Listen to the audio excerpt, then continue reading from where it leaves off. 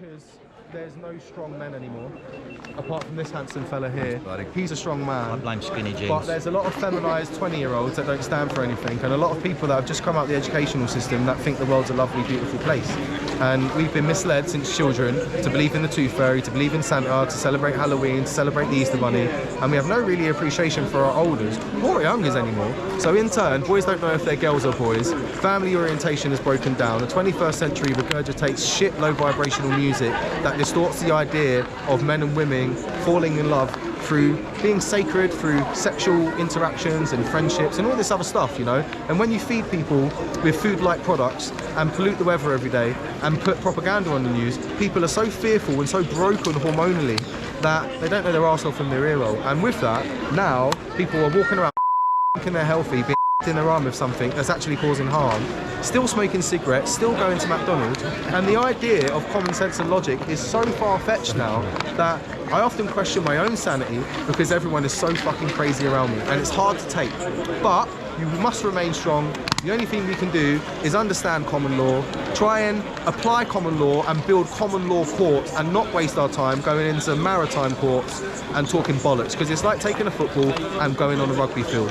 We need to build our football pitches, and when all people like this come together, we should be learning together so that each person can regurgitate things and understand how to deal with police, how to deal with politicians, how to deal with everything that is affecting us, so in turn we can actually come together lawfully and stand together rather than just the big characters taking the lead and us being misdirected.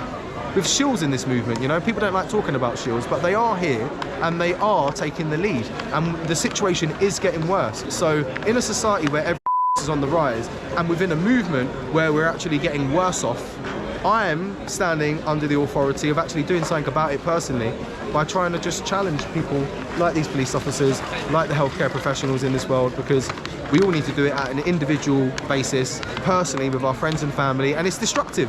It's destructive to challenge everyone in your life, but if we don't, very soon, their challenge, their indirect challenge and their compliance to this crap is going to affect all of our lives, and we are going to be in prison in a society where our government is going to control everything and life is going to be gone as we know it. And luckily for me, I'm 35 and I still remember my childhood, and that was some of the best times of my life. And now I look at the kids now, no wonder they're fucked when everything's on their phones and everything is being pushed on them to question their sexuality at such a young age, being fed lies like I ranted on about Santa and Father Easter Bunny and all this crap, you know. I know I'm rambling a bit, but we need to basically tackle everything. The government's schedule is what people live by. You know, it's Black Friday soon and everyone's like, oh, what shall I buy? And I'm thinking, fuck off with your bullshit, you know. Consumerism is part of the problem of why we don't internally understand ourselves. So really and truly, there's a lot of people in the movement that are maybe half sincere, but they're not realistic for what they need to undo and relearn, you know.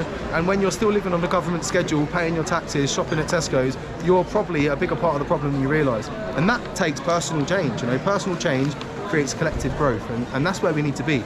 We need to be setting up communities around our local areas where we are all informed about our own rights and how to become healthier and collectively stronger, so that when these people turn on us, we can deal with it properly.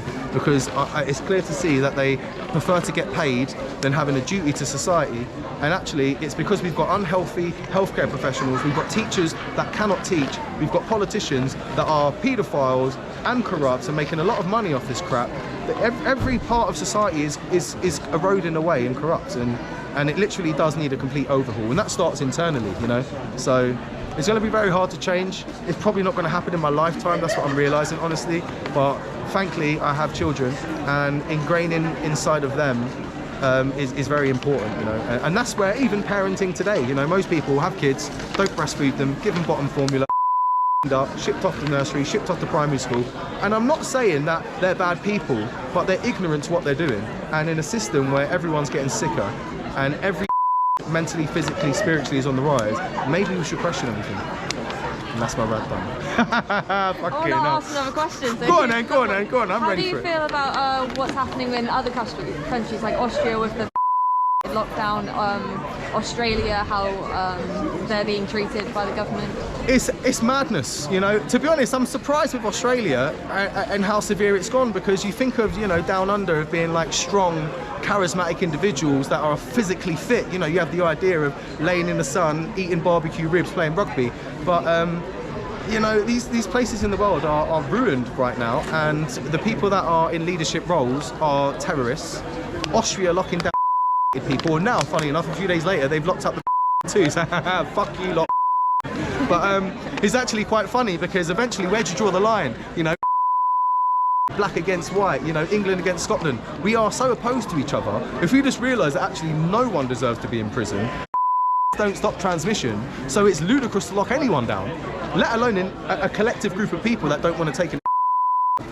Everyone knows now that under the carpet, it is not about health, it is not about, it's about control, and it's about bringing in a new way of living, a new world order. Klaus Schwab, World Economic Forum, all these people have written books about what's happening, and that's why it's so frustrating, because when you look at Austria and when you look at Australia and it's clear in front of you, but it may be 500 miles away, 2,000 miles away, and we're saying to the He's guys, hey, they're taking little steps to eventually bring this crap over here, please do your duty and look at it, and they don't. It's very frustrating. So who knows what's going to happen?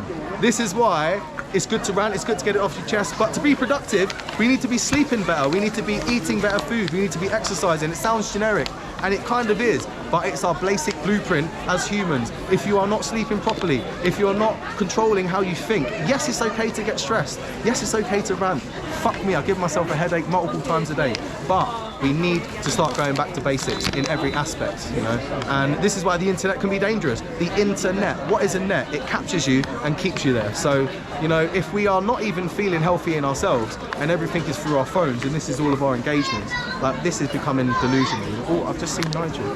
He's slowly turned up. He looks tired. Here he is. He's going straight over to talk to the police. That's very weird. This is the person that I think wastes all of our time.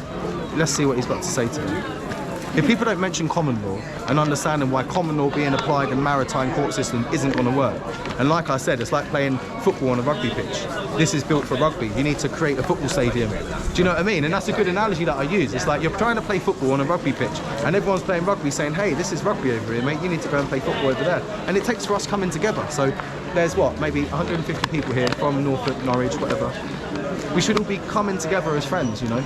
We engage through social media, and that is one of the biggest part of the problems, because really, if we had community and we had camaraderie, we would want to share time physically in front of each other and almost relearn how to live life again and take back our basic rights and the basic ways where we can heal ourselves, which is literally like a fucking plant. Sleeping properly, getting good quality water and good quality food. You know, if you're living off cigarettes, eating energy drinks, sniffing cocaine at the weekend, fingering yourself 5 times a day, I know it's a bit crude, but if you are, then you're probably going to be fucked, and you're going to be so disempowered, you're not even going to be able to think straight, you know, because there's so much toxicity as it is, that we need to actually actively to become healthier in the most basic ways to then see clearly and think clearly, you know. People can't think clearly if you're not healthy. And health has many aspects to it, but people don't even focus on the bare minimum, you know. So that's my problem. We're in a society where we get energy from energy drinks, you know, we get stimulation from poison in our lungs. Like, I'm not saying that we all don't have our vices, but it's those personal battles that we win that make us think just that bit better, and in turn we become a bit more productive in life, and in turn we then find our truths more because our bodies are purer and we can connect to things that actually are more relevant in life, you know, beyond this 5 cents 3D reality that we're being pushed towards, you know. Sooner or later, 20 years time, everyone's going to have the, what's it called? Yeah, the virtual reality crap's coming very soon, you know, that's just around the corner.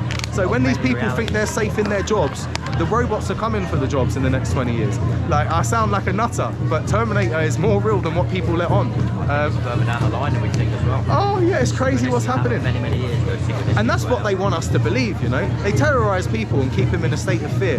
Behind the doors, they change things that are crucial to how we all live our lives, you know. Backhanded laws and divide and conquer. Divide and conquer, divide and conquer, divide and conquer. We've all got red blood, you know. It doesn't matter what colour you are.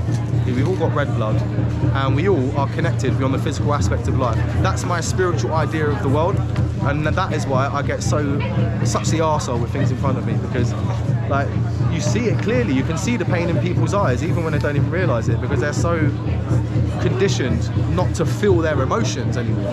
That is sad. And then people like me come across as eccentric just for overpouring myself. But people often say, oh yeah, you're a bit too much, you lay it on too thick. Do you know what I say? You're not enough, and you are too shallow to see that. Yeah, they're not saying that, they're loving you. Are Yeah, they? they're Oh, loving okay, you. I didn't even know. Hello, I hope you're all well. Norwich is very disappointing, but what can you do? You can only try. How do you feel about the idea that handing out pamphlets is making a difference? Do you think it really is, or do you think it needs to be taken further now? At the start, handing out leaflets is a good intention. It's got information on this leaflet, but if you think you're going to win this battle and you're fighting against, you know, an army of propaganda tools against us, then going out once a month handing out leaflets is, in my opinion, becoming delusional, because the information is there online. So maybe an idea of connecting to people personally that we care about and spending good quality time challenging them. Yes, it's hard, yes, it's draining, yes, it comes with a consequence, but if you don't start doing things like that, then giving out leaflets might make you feel better for doing it. But that's the problem. When people leave a protest feeling good about handing out leaflets, and then they draw the line there, that's my problem, because it's not really personal. And do you know what? We've all walked past a salesman on the street that is talking bullshit to us. They got a bit of charisma. We take their leaflet. Oh yeah, mate. Yeah, I'll tell you what. I'm just gonna go and buy some fish and chips. I'll be back in 5 minutes. And off you go. And then you come back and you just pretend that he's not there because you don't really want to talk to him, because you never wanted to buy his product. But he spoke to you and he seemed like a nice fella, so you just went along with his bullshit. And that's what happens in protests mainly, in my opinion. And I just think to myself, are we going to save the world using Instagram, Telegram, and giving out leaflets? No, we're going to change it by creating change. Personally changing ourselves, personally setting up common law courts. It's going to be hard. We're going to come up to many, many roadblocks. But right now, we talk too much and don't have enough action. And when we do have action, it's the bare minimum of handing out leaflets from people that are only taking it out of politeness. Half of them end up in the bin. And let's be honest, every protest, we're stepping more and more and more into draconian measures, and we're getting closer and closer and closer to this new world order. Whether you like it or not, it's real. So you tell me if leaflets is working. Is it working? I don't fucking think so. Will it work? I don't fucking think so. Is it delusional? It definitely is. And we're trying the same things over and over again, you know. I've personally been to the protests, the big ones. I've been to the midweek ones. And it was nice at the start of the midweek ones, you know, we've got a little list of demands and we're going into these buildings, trying to talk to people, but they've gotten worse and worse and worse. And the hard thing is that some of these people are good people. But when I've personally spoken to people like Magnus and Jimmy, and other people that know a lot of stuff about common law, and they tell me that they've told these people organising these protests how to seize buildings, how to serve notice, and how to be lawful, and they still don't talk about it, you've got to start questioning them. So it's all nice seeing people going out and singing songs. It's all nice people posting this and posting that and being on a megaphone, but we are getting nowhere. Things are getting worse, and it's time to reevaluate the team that we have. Even if we don't all like each other, we are still a team. And do you know what happens? When a team underperforms and we start losing, you reevaluate things and you step back and think, well, do you know what? Maybe we need to do more and step away from these big characters that are emotively capturing our attention and misleading us, walking around in London with megaphones. Because when I watch the lives now, all it is someone on a megaphone talking to 5 news stations around them, and they're not even going over to other people. And actually, from an outside point of view, they seem obnoxious, they seem arrogant, and I don't actually think they actually care, because there's no care in their voice. There's no empathy in their voice. It's abrupt, you know, and it actually winds people up. And that's why I've called some of them out, and they've started to say that I've got mental health problems. And albeit I might be very spirited, but actually I'm very strong mentally, and this is why I'm brave enough to call these people out and say that they're fucking wasting all of our times. And we need to understand how to move forward into common law systems and understand the Magna Carta and actually read it. Go and read it yourself and make sense of it, you know? It's hard, it's disorientating, but fucking read it. If you haven't done these things, you're lying to yourself. If you spend more time leafleting than understanding common law and Magna Carta and trying to understand how you even set up a common law court, then you are a massive part of the problem. Especially if you then go out this Friday and waste all your money on fucking shit you don't need. Okay? I'm gonna breathe. I'll probably say about 1 million words a minute, No, don't I? it's Fuck fine. me. Do you want me to give you a breather before You can do what you want, love. You can do what you want. Do you ask me another question? Do you think the corruption of the government has gone way too far at this point? And how many lies do you think they've told in the past before the... Well, they've lied about weapons of mass destruction. There was actually treason committed in 2001. And Article 61 was invoked then. And there's actually a newspaper article, I've actually got it on my phone, where the Queen had 28 days to respond and she didn't. So lawfully, by the own system that we actually created, this has been treasonous for the last 20 years, actually. I know it sounds very fairy tale and very fluffy, but technically it's actually true, and that's crazy. So there is corruption everywhere.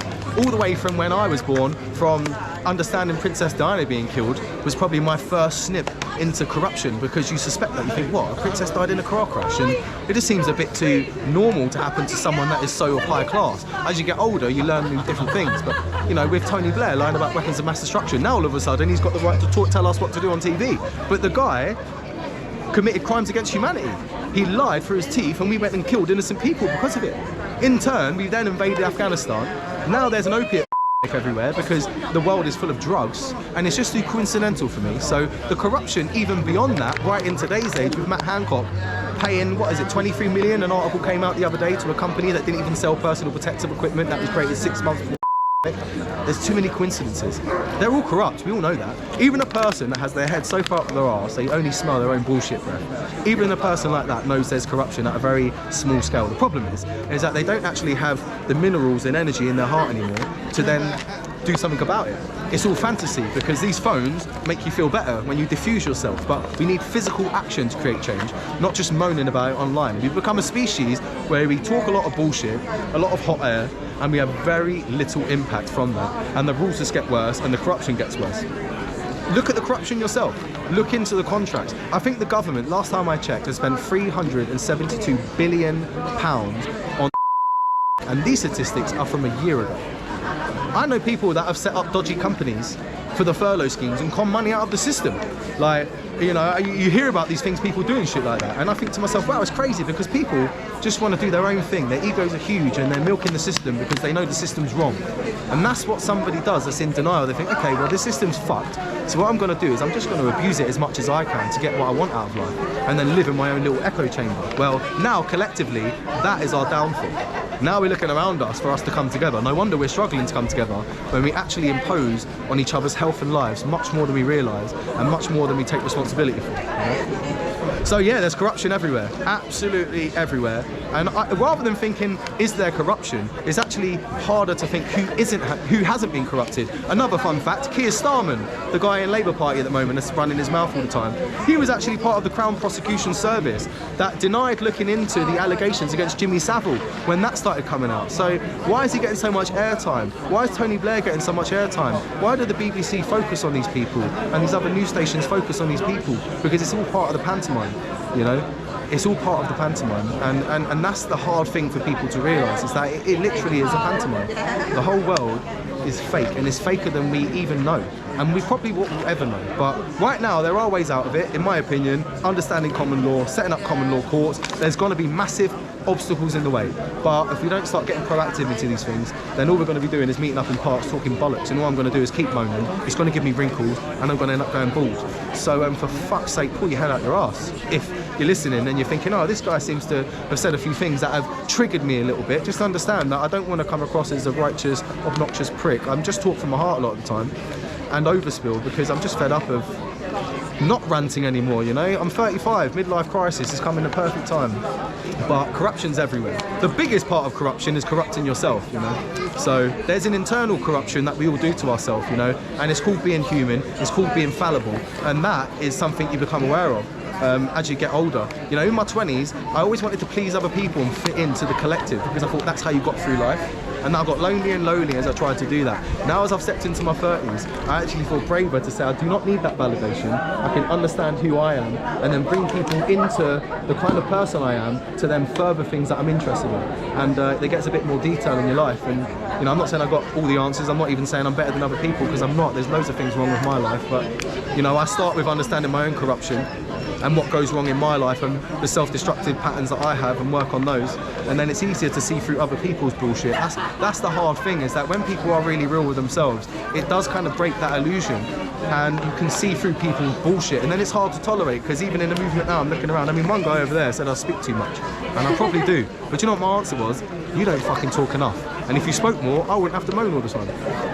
I'm not saying I'm better than him, but he's just standing there actually dismissing the fact that I've got some passion.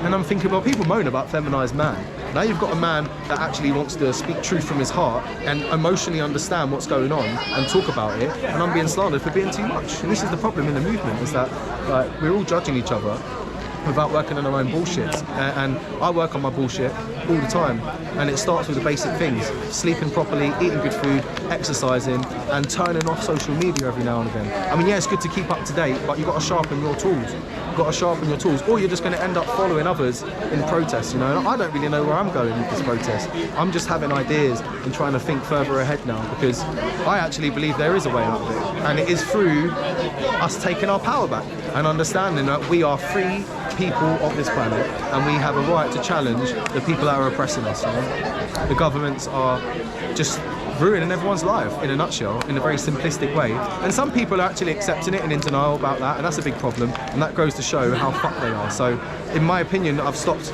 challenging people like that because they're far too gone. Now is the time of thinking, okay, what can we create that is going to destroy our old ways, you know? So a good idea, common law courts. But yes, a good analogy. You can't play common law games in maritime court systems. It doesn't work, and that's why people are losing. I've ranted, I'm probably waffling now. I think I need to go and sit down and breathe. That's fine. Right. Yeah. Thank you, Charlie. See you later, take care.